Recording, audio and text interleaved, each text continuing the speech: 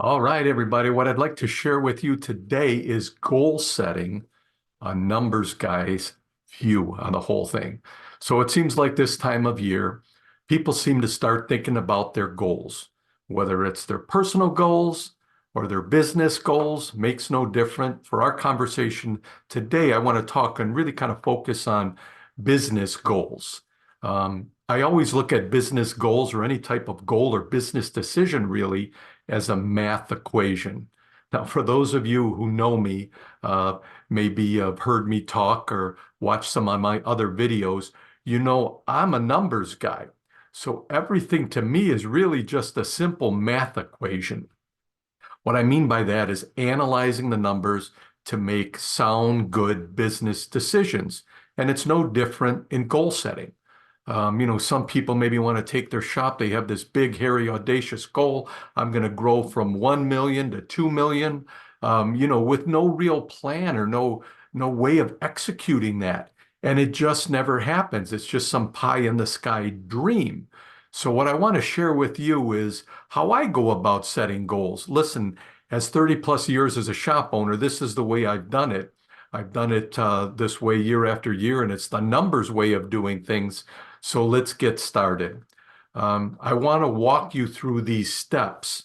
And the first one is, where am I right now?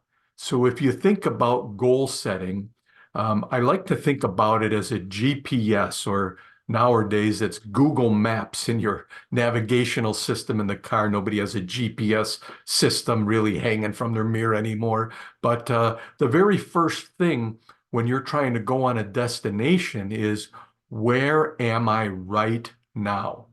So what does that mean for goal setting?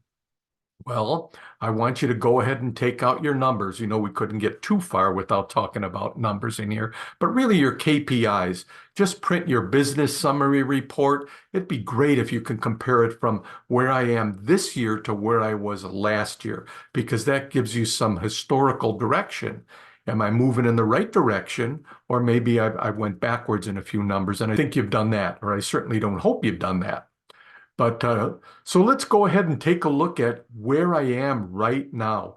And you really got to get the numbers for this, because you cannot just take some wild guesses. Well, I think my car count is this. I think my average ticket is that.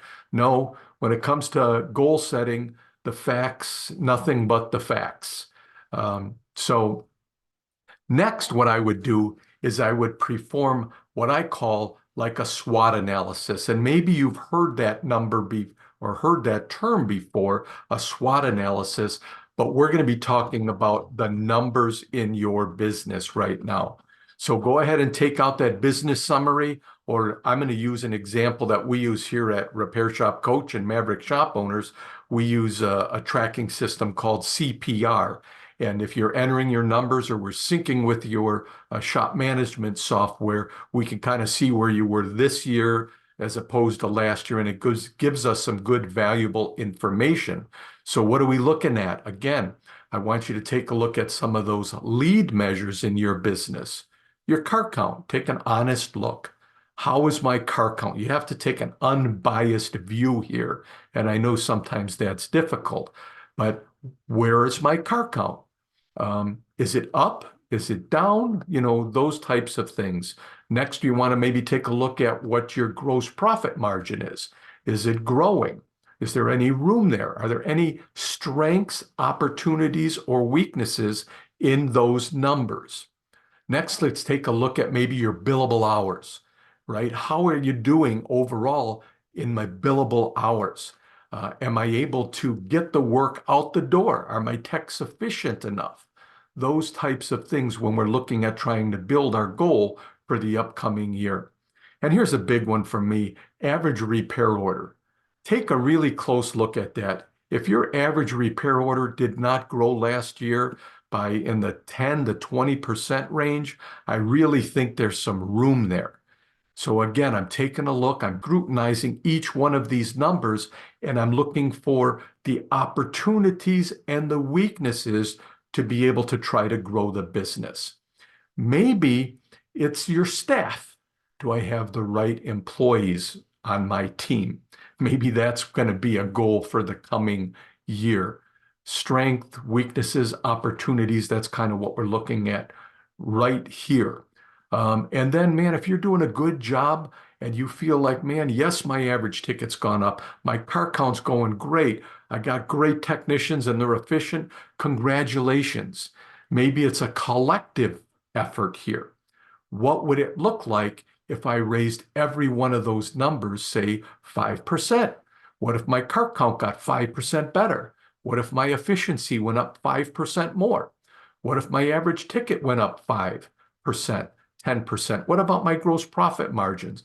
Again, maybe it's just what if I did everything in the coming year just a little bit better? Now, after you complete that exercise, you should have a plan. What I want you to do is put that plan to paper. That's the third step. Put that plan to paper. Very important that you write it down. And once you got it written down, this is huge. We're now going to go into the execution phase. I want you to bring it to your team. I want you to talk about this plan with your staff. I want you to take each team member and break it down into a goal that they can achieve. If you have a customer service rep and your goal is to get just 3 or 4 more cars a week, maybe it's just one a day, 5 cars a week. How are we going to do that? What can he or she do on the front counter there to help that goal become a reality? Talk about your technicians. Talk to your technicians. What role do they play?